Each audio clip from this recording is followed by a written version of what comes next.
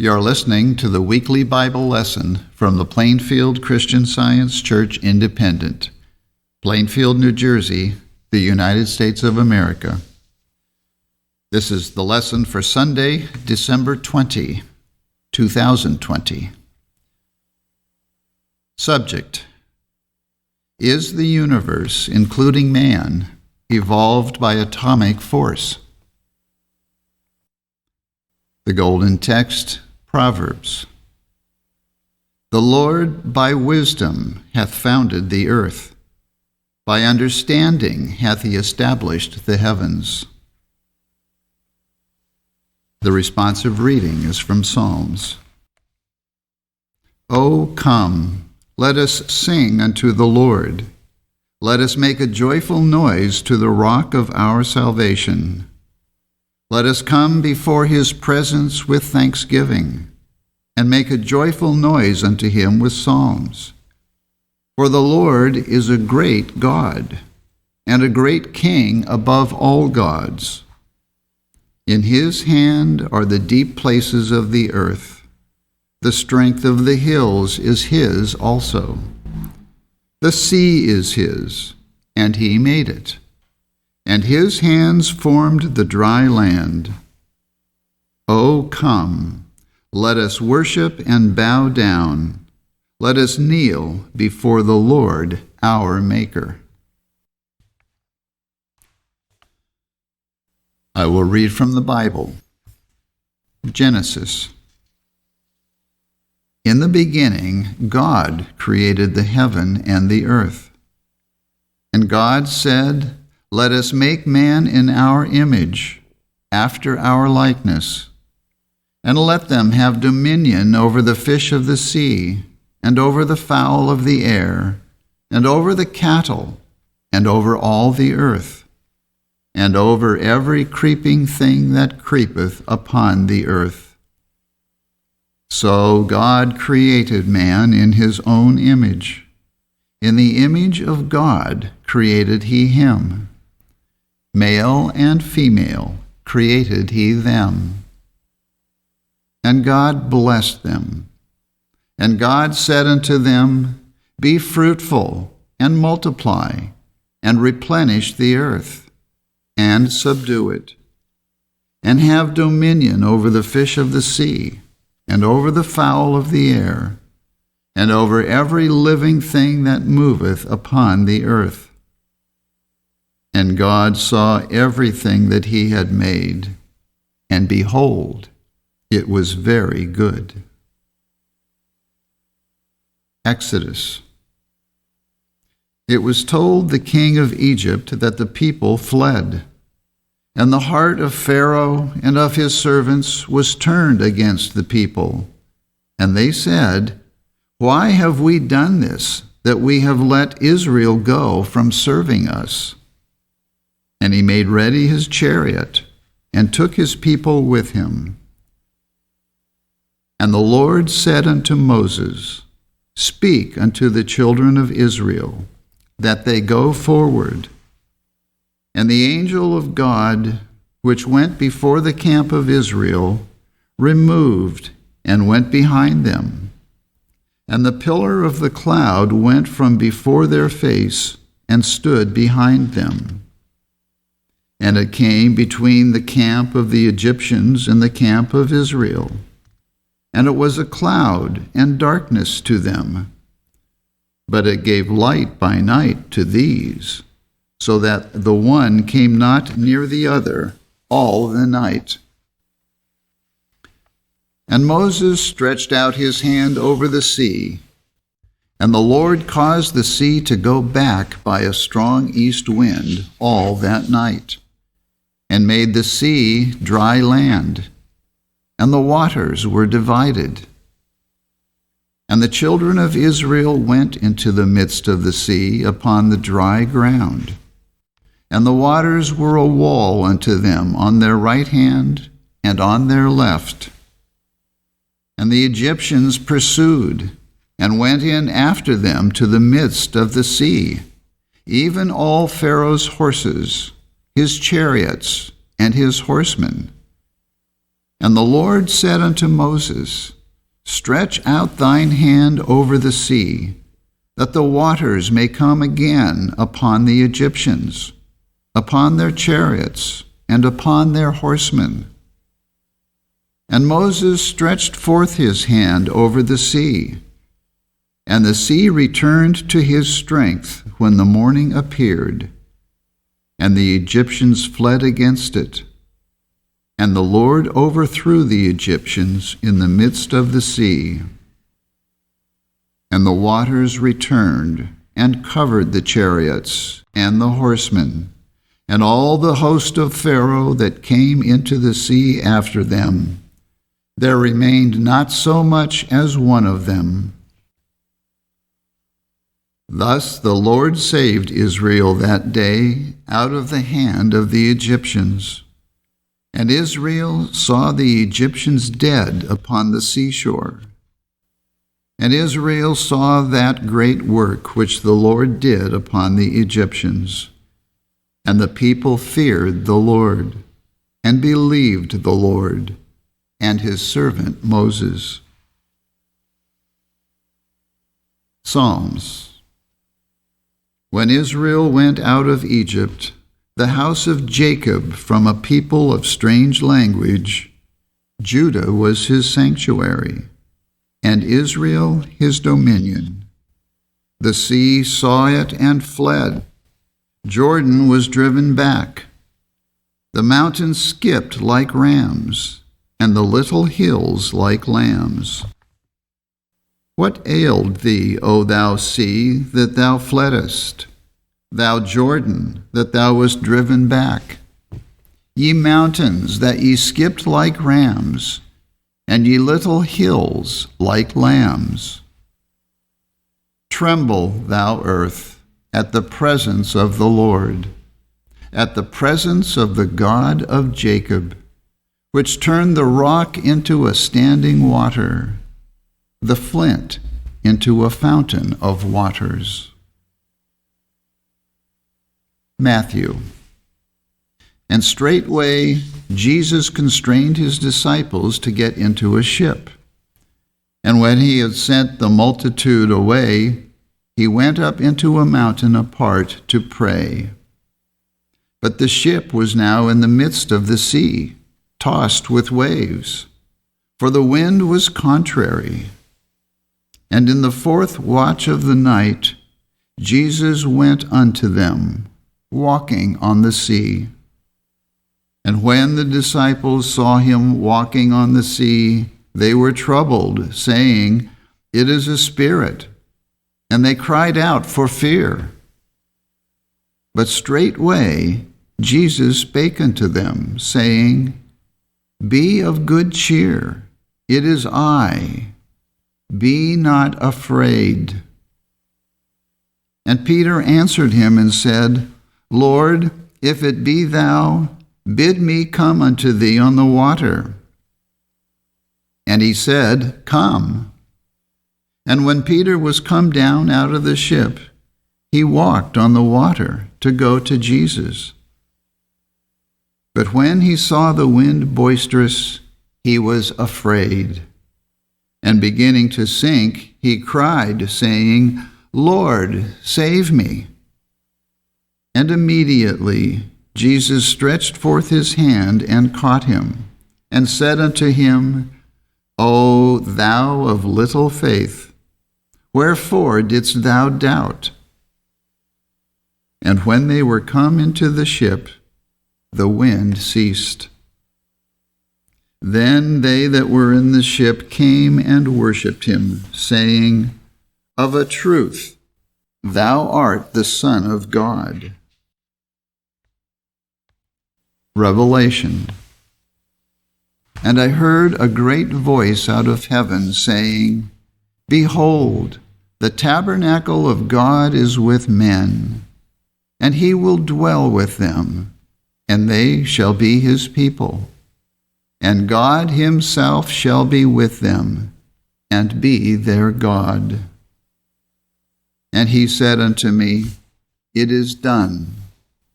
I am Alpha and Omega, the beginning and the end. I will give unto him that is athirst of the fountain of the water of life freely. He that overcometh shall inherit all things, and I will be his God, and he shall be my son.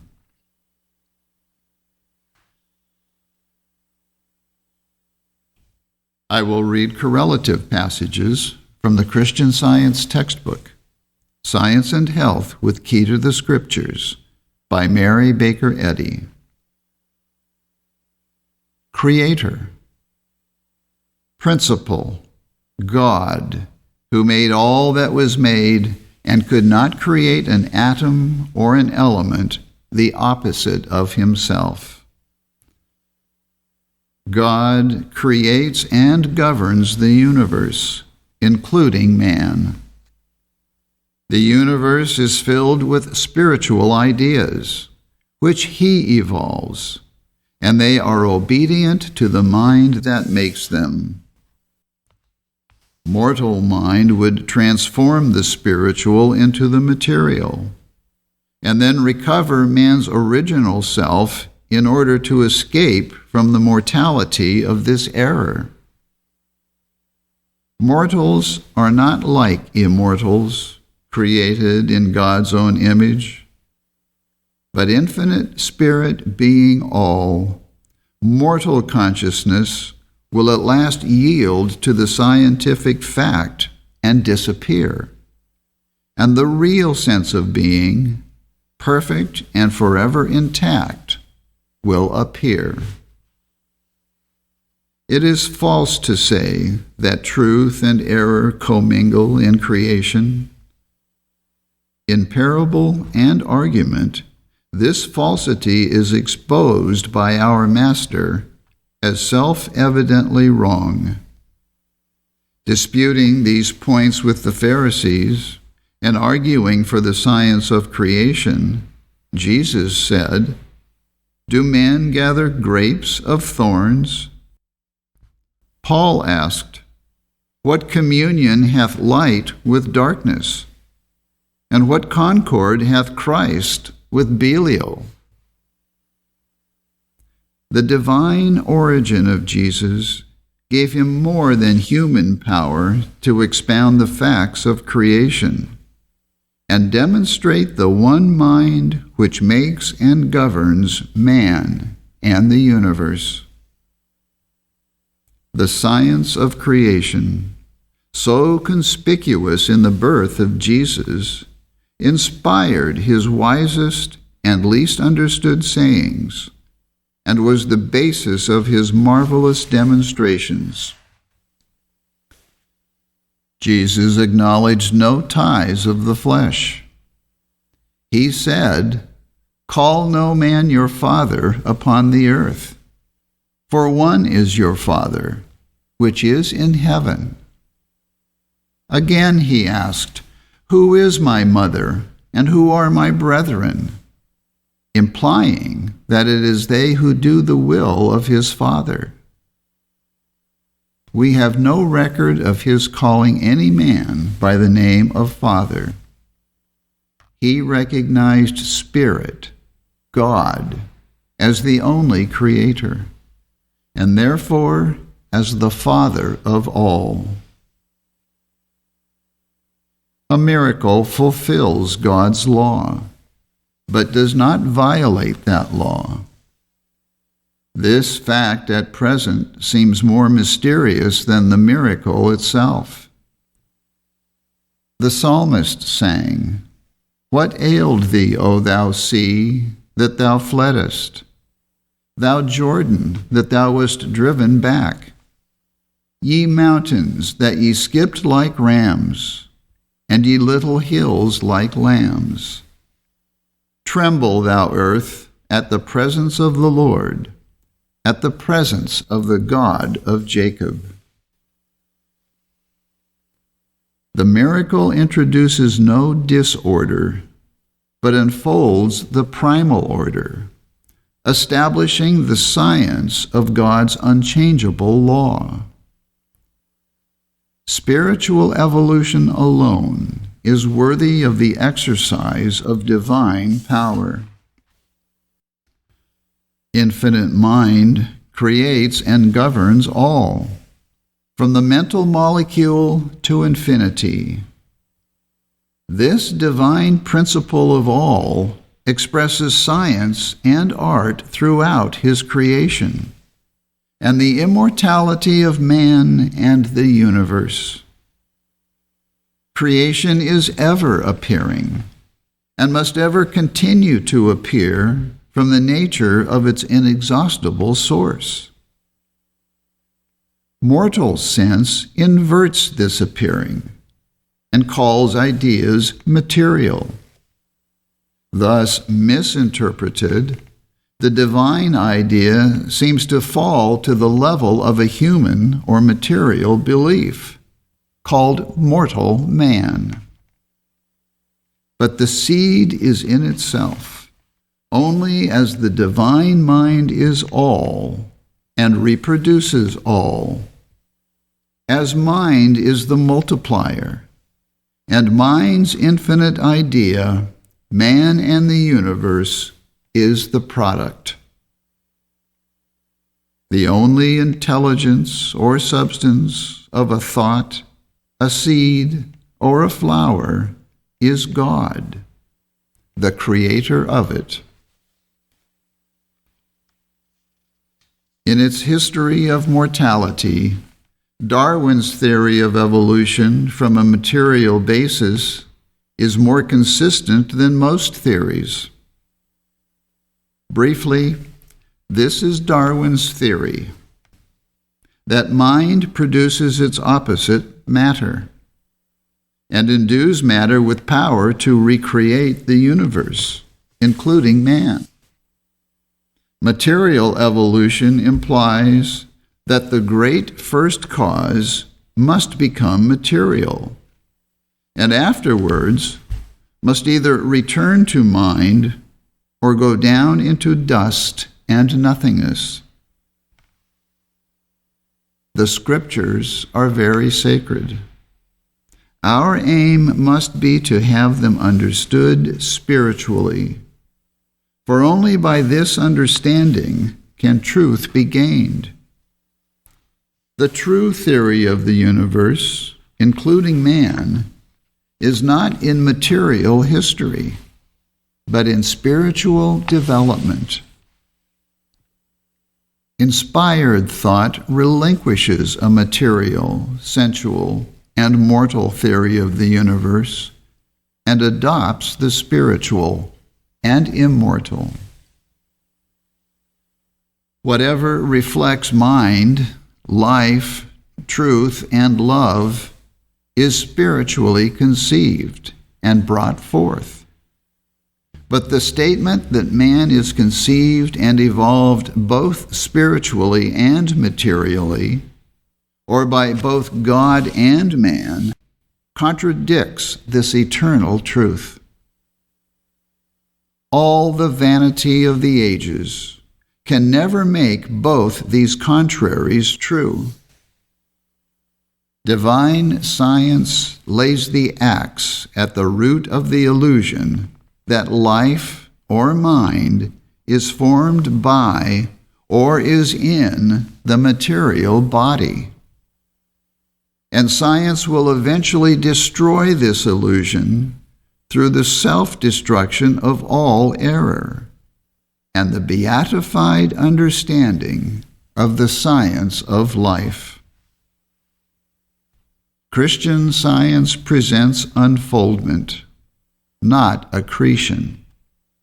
It manifests no material growth from molecule to mind, but an impartation of the divine mind to man and the universe.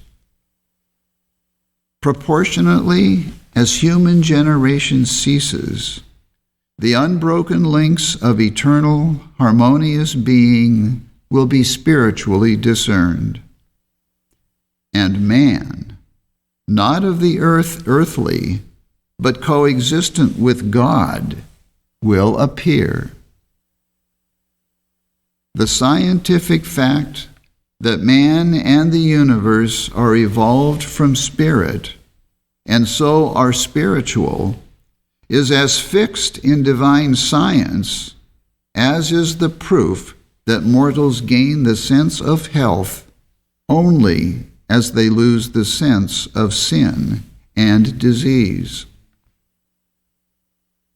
Mortals can never understand God's creation while believing that man is a creator. God's children already created will be cognized only as man finds the truth of being.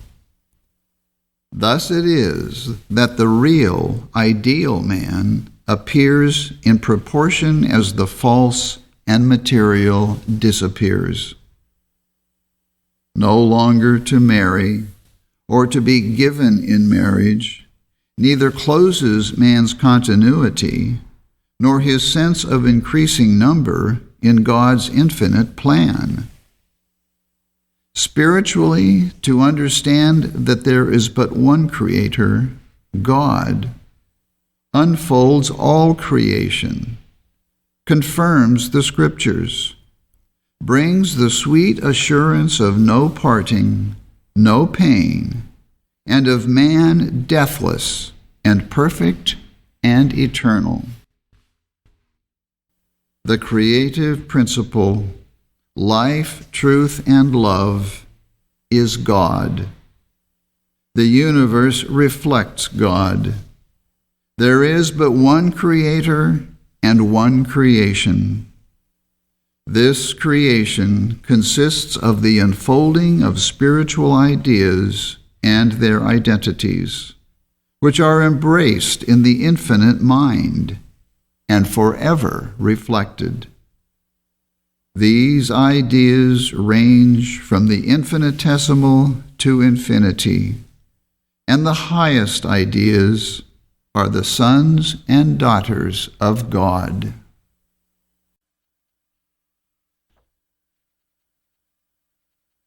I will now read the 3 daily duties by Mary Baker Eddy as given in the Church Manual.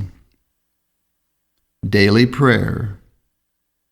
It shall be the duty of every member of this church to pray each day, Thy kingdom come. Let the reign of divine truth, life, and love be established in me, and rule out of me all sin. And may Thy word enrich the affections of all mankind and govern them. A rule for motives and acts. Neither animosity nor mere personal attachment should impel the motives or acts of the members of the Mother Church. In science, divine love alone governs man, and a Christian scientist reflects the sweet amenities of love in rebuking sin, in true brotherliness, charitableness, and forgiveness. The members of this church should daily watch and pray to be delivered from all evil, from prophesying, judging, condemning, counseling, influencing, or being influenced erroneously. Alertness to duty. It shall be the duty of every member of this church to defend himself daily against aggressive mental suggestion, and not be made to forget nor to neglect his duty to God, to his leader, and to mankind. By his works he shall be judged, and justified or condemned. And from Science and Health, with Key to the Scriptures, by Mary Baker Eddy. Christian scientists, be a law to yourselves that mental malpractice cannot harm you, either when asleep or when awake.